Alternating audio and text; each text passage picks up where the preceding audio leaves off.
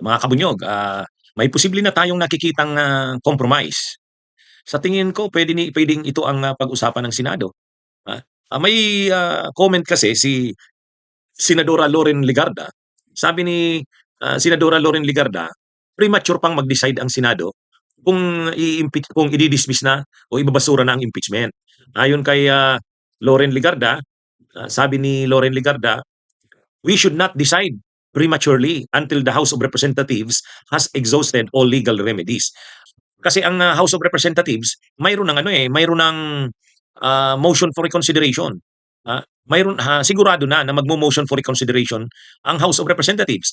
Kaya ibig sabihin hindi pa final yung desisyon ng Korte Suprema. O ito ang compromise solution, ah. Wag na muna nating pagdesisyonan 'yan kasi dapat magdedesisyon sila sa August 6. Wag na muna nating pagdesisyonan 'yan, hintayin muna natin maging final talaga. Yun talagang final na.